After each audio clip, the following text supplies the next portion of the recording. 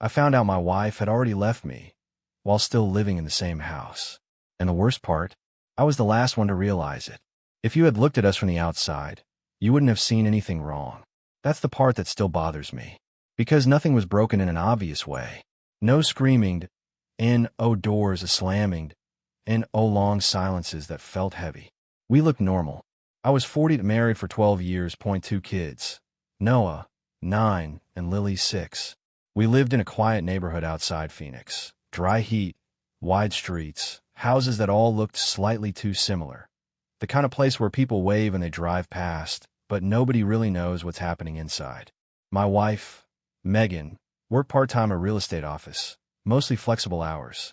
I worked in logistics, early mornings, late emails, that a constant sense that if I stopped moving, something would fall apart. We weren't unhappy. At least, that's what I told myself. We were just busy.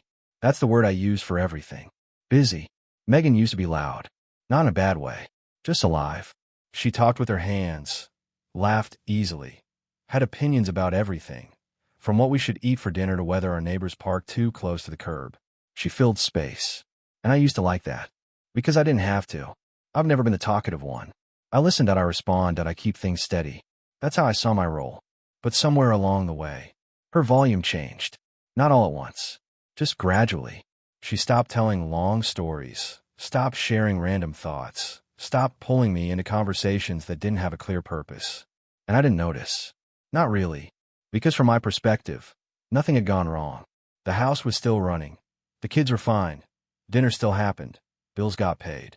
So I assumed we were fine too. There's this dangerous space in relationships where things aren't good, but they're not bad enough to force a conversation. That's where we were. And I lived there comfortably. Our days became predictable. Wake up, get the kids ready, quick coffee, short conversations. Did Noah finish his homework? Lily needs her shoes. What time are you home tonight? Everything practical. Nothing personal. At night, we'd sit in the same room, but not together. She'd be on one side of the couch, phone in hand. I'd be on the other, laptop open, emails, schedules, numbers. Sometimes we'd say something. Did you see that? Yeah. That's crazy. And that counted as talking. At least, that's what I told myself. One night, Megan said something that should have stopped everything. We were sitting in the living room. Kids asleep, TV on low. She looked at me and said, "Do you ever feel like we're just roommates?" I didn't even think before answering. We're not roommates. We're just busy. That line. I said it so easily. Like it explained everything. Like it solved something. She didn't argue. She just nodded. Yeah, she said quietly. Busy. And then she looked back at her phone. That should have been the moment. The one where I put everything down. The one where I asked what she really meant. The one where I chose her over whatever I thought was more important. But I didn't. Because nothing felt urgent. That's the thing. When relationships fall apart slowly, there's never a clear emergency. Just small signals. And if you ignore enough of them, they stop coming. After that, Megan changed in ways I didn't understand at first. She stopped asking me questions. That sounds small, but it's not. Before, she used to ask things like, "How was your day? What happened at work? What are you thinking about?" After, she didn't. Not because she was mad, because she stopped expecting answers. She also stopped correcting me. That's another thing people don't notice until it's gone. Before, if I said something wrong or forgot something important, she'd call out. Not aggressively, just engaged. After a while, she didn't bother. I could forget things, miss details, tune out, and she wouldn't say anything. At the time, I thought that meant less conflict. Now I know, it meant less connection. The kids noticed it too, not in words, but in behavior. Noah started coming to me less. Lily stopped asking me to read to her as much. They both went to Megan for everything. And I told myself that was normal. Kids go to their mom more. That's just how it is. But it wasn't just that. It was something else. Something quieter. Like I was becoming less central in my own house. Then came the part one still replay. Because it was so small. And I missed it completely. One Saturday morning, Megan was getting ready to go out. Not unusual. But she looked different. More effort. More attention. Nothing dramatic. Just enough to notice. "You going somewhere?" I asked. "Yeah," she said. "Just meeting a friend." "Ooh." She paused. Then said, Just someone from work. I nodded. Okay. And that was it. No follow dash up, dot, no curiosity, no interest. Because in my mind, there was nothing to question. People have friends. People go out. Everything was still normal. That same night, she came home later than usual. Kids asleep. House quiet. I was on the couch, half watching something. Hey, she said. Hey, how was your night? Fine. How was yours? Good. And that was the entire conversation. Two people exchanging information, not connection. Over the next few weeks, it kept happening. She'd go out more. Not constantly, but enough. Different times, different reasons. Work thing, friend from the office. Just getting out for a bit. And every time, I let it pass. Because nothing felt wrong enough to question. Until one night, late, around midnight, I woke up. Not sure why. The house was quiet. Too quiet. I reached over. Her side of the bed was empty. That was unusual, but not impossible. Maybe she was in the bathroom. Maybe she couldn't sleep. I got up, walked down the hallway. The kitchen light was off. Living room empty. Then I heard something. Outside. Low. A voice. I moved toward the back door. And that's when I saw her. Standing in the backyard. Phone to her ear. Laughing. Soft. Different. Not the kind of laugh she used with me anymore. I stood there for a second. Watching. Listening. And then I heard it. One sentence. Clear enough. I miss you too. Everything inside me went still. Not panic. Not anger. Just still. Because in that moment, I realized something I hadn't been willing to see. My wife hadn't just changed. She had already moved on. I just hadn't caught up yet. I miss you too. That was the sentence. Not loud. Not dramatic. Not something you could mishear. Clear, soft, real. And somehow final. I didn't step outside. I didn't interrupt. I didn't do any of the things you imagine you would do in that moment. I just stood there. In my own house. A few feet away from my wife. Listening to her say something she hadn't said to me in a long time. It's strange what your body does when something like that happens. You expect anger. But what came first was something else. Recognition. Because that voice, that tone, I hadn't heard it directed at me in months. Maybe longer. That lightness, that warmth, that presence. I used to think she had lost it. That life had worn it down. That time had made things quieter. But standing there, watching her in the dark backyard, phone pressed to her ear, smiling in a way I hadn't seen in a long time, I realized something I didn't want to admit. She hadn't lost it. She just wasn't giving it to me anymore. I stepped back quietly. Didn't make a sound. Walked back to the bedroom. Sat on the edge of the bed. And waited. Not because I had a plan. Because I didn't know what else to do. A few minutes later, I heard the back door open. Soft footsteps. Then the bedroom door. She came in like nothing had happened. Like she had just gone to get water. Hey, she said quietly when she saw me sitting there. You're up. Yeah, I said. I watched her. Carefully. She didn't look surprised. Didn't look nervous. Just normal. That's when it hit me again. This wasn't new for her. This was routine. Everything okay? I asked. Same question. Same words. But this time, I meant something different. She nodded. Yeah. Just couldn't sleep. Went outside. Yeah. Needed air. She didn't hesitate. Didn't stumble. Didn't even pause. And that's what made it worse. Because it meant she'd been doing this long enough. To lie without effort. I held her gaze for a second. Then said, I heard you. That changed everything. Not dramatically. Not instantly. But something in her face shifted. Just slightly. Like a mask adjusting. What do you mean? She asked. There it was. That question. Not confusion. Delay. Time. I heard you outside. I said. Silence. Not long. But enough. What did you hear? She asked. Carefully. Too carefully. I heard you say you miss him. That was it. No yelling and no build-up. Just truth. And the room felt different. She didn't deny it. That's what I remember most. No immediate, that's not what you think. No panic, and no scrambling for a story. She just stood there, looking at me. And for the first time, I saw something real. Not guilt. Not exactly. Something closer to acceptance. Like the secret had finally been spoken out loud. How long? I asked. My voice sounded calm. Too calm. Even to me.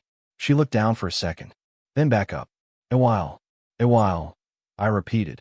That phrase. Always vague. Always safe. How long, Megan? She exhaled slowly. A few months. Of course. Months. Not days. Not weeks. Months of conversations I wasn't part of. Months of emotions that used to belong in this house. Living somewhere else. Who is he? She hesitated. And, in that hesitation, I already knew. This wasn't random. This wasn't distant. This was real. His name is Daniel, she said. Daniel. A name. That's when it stops being abstract. When it becomes a person. Someone who exists. Someone who has a place in your life now, whether you want him there or not. How do you know him? She looked at me. Through work. Of course. Work. That word covers a lot. Late hours, extra conversations, shared stress. The perfect environment for something to grow unnoticed. Or maybe not unnoticed. Just ignored. Have you seen him? That question landed harder than I expected. Because now, we weren't talking about feelings anymore. We were talking about reality. She didn't answer right away. That told me enough. Yes, she said quietly. I nodded once. That was it. No reaction. No explosion. Just confirmation. How many times? I don't know. That answer again. Not because she didn't know. Because she didn't want to define it. Because numbers make things real. And real things are harder to defend. I stood up. Walked a few steps. Turned back. Are you sleeping with him? She shook her head immediately. No. Too fast. But I believed her. Not because I trusted her. Because of everything else. This wasn't about physical cheating. Not yet. This was something else. Something slower. Something more dangerous. Do you want to? I asked. That stopped her. Completely. Her face changed. Not defensive. Not angry. Just unsure. I don't know. There it was again. And this time, it hit harder. Because that answer doesn't belong to someone who is fully here. It belongs to someone already halfway somewhere else. Silence filled the room. Heavy. Unavoidable. I looked at her. Really looked. And for the first time, I didn't see my wife. I saw someone who had built a separate emotional life. Right next to mine. Without me. What? I asked. Not loud. Not accusing. Just tired. Because that was the question that mattered. Not who, not how long. Why? She didn't answer immediately. She walked a few steps. Sat down on the edge of the bed. Looked at the floor. Then said, because he listens. That sentence. Simple. Clear. And devastating. I listen, I said. Even as I said it, I knew it wasn't true. Not the way she meant it. She shook her head slowly. No, she said. You hear me. You don't listen. That difference. I had never thought about it. Not really. Hearing is easy. Listening takes presence. Attention. Care. And I had been giving her none of that. At least, not enough. I tried, she said. That line made something in me tighten. Because I remembered. Every small attempt. Every quiet moment she reached. And every time I met it with half attention. Half energy. Half care. I didn't think it was this bad, I said. She looked up at me. And her answer was quiet. I know. That was worse than anything else. Because it meant the gap between us had been invisible to me. But not to her. We sat there in silence. Two people in the same room. With completely different versions of the same relationship. Upstairs, I heard movement. Noah. A door opening. Then closing. Life continuing. Normal. Except it wasn't. Not anymore. Does he know about me? I asked. Yes. What did you tell him? That you're a good father. That hit. Harder than expected. And a husband. She didn't answer. Didn't need to. I nodded slowly. Then asked the only question that actually mattered now. Are you leaving? She looked at me. Really looked. And for the first time, she didn't have an immediate answer. That pause told me everything. I don't know, she said. Of course. That answer again. But now it meant something different. It meant she hadn't chosen. Which meant she already had. I sat back down. Looked at the wall. At nothing. And understood something that felt final. I hadn't lost her in that moment. Not in the backyard. Not on the phone. I had lost her long before that. In all the small moments I thought didn't matter. In all the times I chose distraction over presence. In all the times I said later. And never came back. She stood up slowly. I didn't plan for this, she said. I nodded. Yeah, I said. Neither did I. And that was the truth. Not clean. Not simple. But real. The worst part wasn't that there was someone else. It was that he got the version of her I used to have. And I didn't even notice when I stopped being the one she gave it to. Neither did I. That was all I said. Because when someone tells you they didn't plan to emotionally leave you, but still did, there's not much to do with that in a moment. You can argue with the choices. You can hate the outcome, but you can't really argue with the fact that life rarely collapses in one clean decision. Sometimes it leaks out of people, quietly, gradually, in pieces small enough to ignore until the floor is already wet. Megan stood by the dresser with her arms folded, not defensive, not angry, just tired in a way I hadn't noticed before. Real tired. Not, the kids wore me out tired. Not work was long tired. Something heavier. The kind of tired that comes from carrying two realities at once. I looked at her and realized that for months, maybe longer, she had been living two marriages in parallel. The visible one, school lunches, laundry, soccer practice, bills, dentist appointments, asking if we needed more paper towels. And the hidden one, late-night calls, private laughter, the warm tone she used to bring into the room with her, redirected somewhere I couldn't see. That's what got me more than anything. Not even the lie. The division. That she could stand at the kitchen sink talking to me about Noah's science project, while part of her was already somewhere else. I should probably tell you I wasn't some monster before all this. That would make the story simpler, cleaner. But I wasn't. I was just the kind of husband a marriage can slowly starve inside. Not cruel. Not reckless. Not openly absent. Just emotionally delayed. Always a step behind what mattered. Always promising presence later. Always assuming loyalty could survive on logistics and habit. I sat there on the edge of the bed, hands clasped, staring at the carpet while Megan waited for me to say something bigger than what I had. Finally, I asked, "Do the kids know anything?" Her answer came fast. "No." I looked up. "Nothing." "No," she said again, more quietly this time. "They know we've been distant, maybe. They know the house feels different. Kids always know something. But not this." That was a strange kind of relief. Thin, temporary, but real. At least Noah and Lily didn't have a face for it. Why, at least the damage, still had adult names, and hadn't spilled all the way into their world in plain language. Then another thought hit me. "Have you talked to him about them?" She froze for half a second too long. Not enough that somebody passing by would have noticed. Enough that I did. "Megan." "A little," she said. That one hurt in a way I wasn't prepared for. Not because I thought she'd introduced them. She hadn't, that I believed that.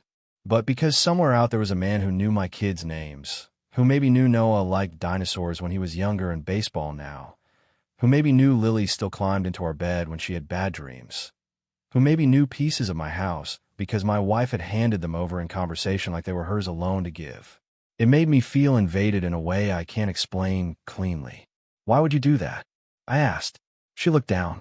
"Because he asked about my life." That answer was almost worse than anything else she could have said. Because it was so ordinary, so reasonable, so revealing. He asked, and somewhere along the line, I had stopped asking. That was the real comparison, wasn't it? Not him versus me in some cinematic sense. Not passion versus boredom. Attention versus assumption. Curiosity versus routine. A man who kept opening doors in conversation, and a husband who kept walking past them because he was tired. I stood up and walked to the window. The backyard was dark now, just the faint outline of the patio furniture and the fence line beyond it.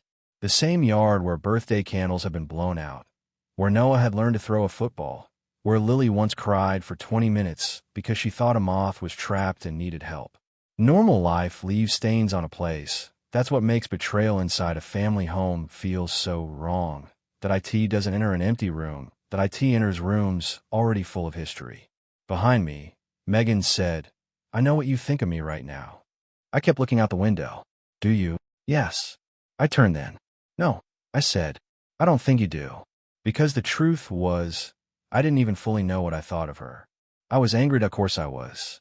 But anger wasn't clean when it hit something already cracked on both sides. I was angry she lied. Angry she chose secrecy. Angry she let another man become emotionally significant enough to hear her say, "I miss you too." But I was also standing in the wreckage of 100 ignored moments, and I knew I had left materials there. Not causes. She was still responsible for what she did. But materials. Dry wood. Old paper. Things that burn fast when a spark shows up. "Did you ever try to stop it?" I asked. She stared at me. "What?" "Before got here. Before the calls. Before missing him. Before seeing him. Was there a point where you knew it was crossing a line and tried to stop?" That question seemed to land somewhere deeper. She sat back down on the bed and rubbed her palms together once, slowly. Yes, she said. I waited. She swallowed. At first. That made sense that of course it did. Lines don't usually vanish all at once. People approach them, circle them, rename them, tell themselves stories about them. It started as just talking, she said. Then it felt nice. Then it felt important. Then it felt, she stopped, necessary. I said. She looked at me, surprised. Yes. There it was. The ugliest word of the whole night. Not because it was romantic, because it made the affair, whatever label you want to put on it, sound like survival. And if you're the husband hearing that, it forces a question you may hate. What did life with me feel like if this started to feel necessary? She started crying then. Not dramatically, not loud, just tears sliding down while she looked at the floor like she was tired of watching herself speak. I hated myself for it, she said. At first. I don't know why that phrase hit me so hard.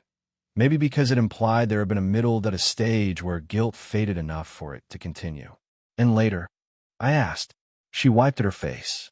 Later I just felt less alone. That room went absolutely still after that. No line in a story like this lands cleanly, but that one came close. Less alone.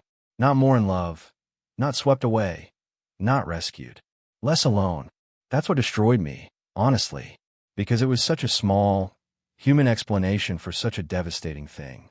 I sat back down, further from her this time. There are moments where you want to punish with words. Say something sharp enough to make the other person carry even a fraction of what they just handed you. I had a few of those lines in my mouth. I didn't use them. Maybe because the children were asleep in the next rooms. Maybe because I suddenly felt too old for theatrics. Maybe because I knew cruelty doesn't clarify anything. It just leaves another mess on the floor. Instead, I asked, "Do you love him?" That question changed her face immediately. Not because the answer is obvious, because it wasn't.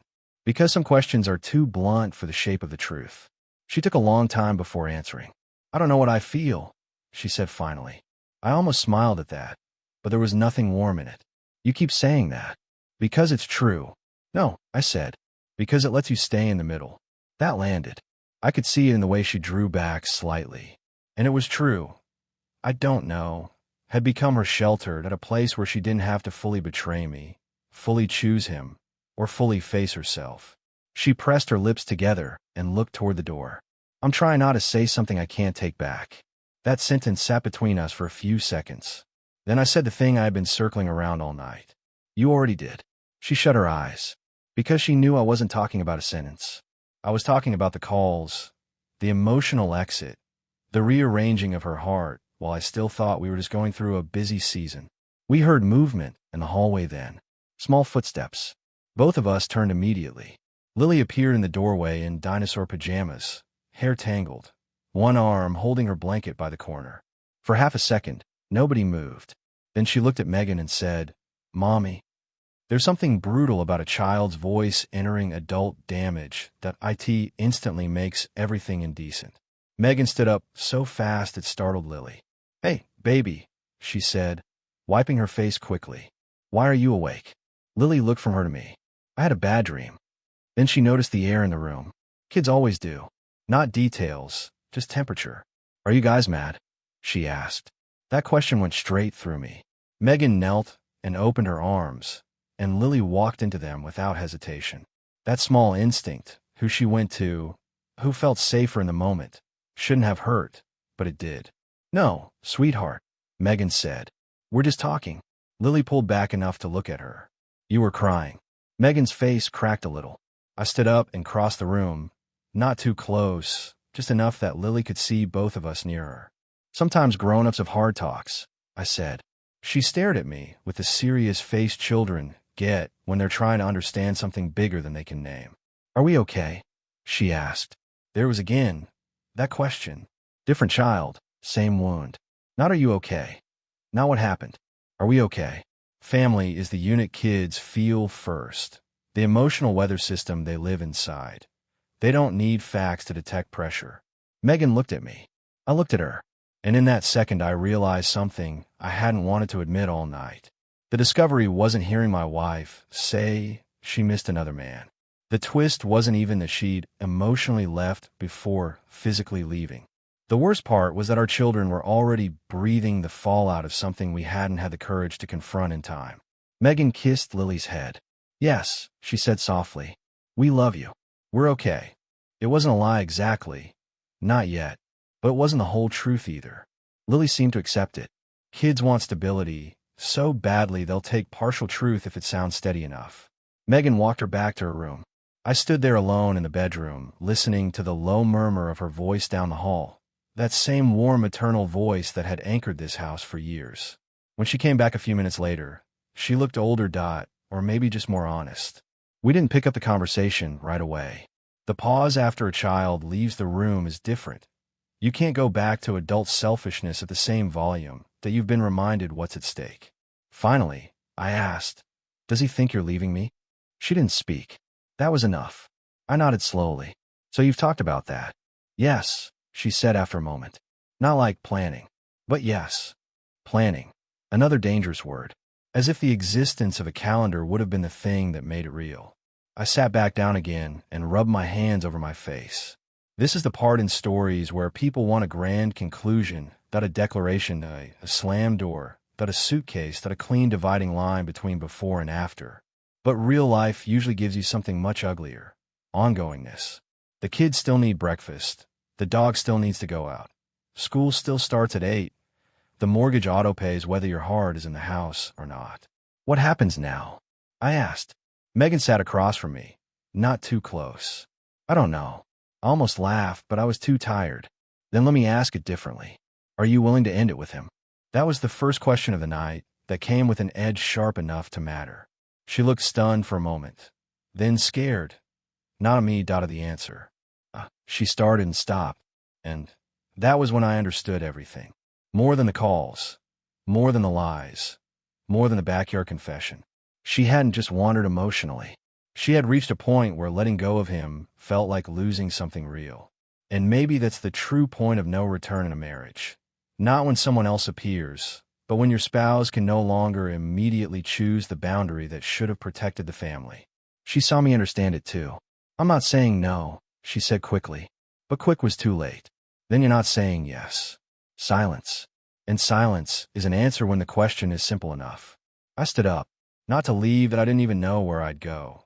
Just because I couldn't breathe sitting down anymore. I walked into the hallway and stood between my children's rooms. One door cracked open with a nightlight glow. Point one closed all the way. This was the center of my life. Not the betrayal. Not the marriage analysis. Not even Megan. Them. And I realized with a kind of cold clarity that if you let emotional distance go unaddressed long enough, eventually someone else doesn't just enter your relationship. They enter the architecture of your family. Not visibly. Not officially. But in the weight distribution that in the trust that in the attention that in who gets the version of your spouse that used to belong at home. When I went back into the bedroom, Megan was still sitting exactly where I left her. I looked at her and saw two truths at once. 1, she had betrayed me. 2, I had been losing her for a long time and called it normal, because normal was easier than honest. Both were true. That's what makes stories like this so ugly. If you're listening to this, I'd say now, and your relationship feels off, quietly off, not dramatic, don't wait for evidence. Don't wait for a late-night phone call. Don't wait for a missing laugh. Don't wait for your spouse to say "I miss you too" to someone else in the backyard. Most marriages don't die in one event. They thin out. They hollow. They become functional enough to survive and empty enough to be replaced. I thought the danger in my marriage would look like conflict. It didn't. It looked like routine, like tiredness, like a husband assuming love could survive on shared responsibilities while emotional intimacy quietly relocated. And by the time I finally heard what was happening, I wasn't discovering the beginning of something. I was standing in the middle of an ending that had started long before I noticed.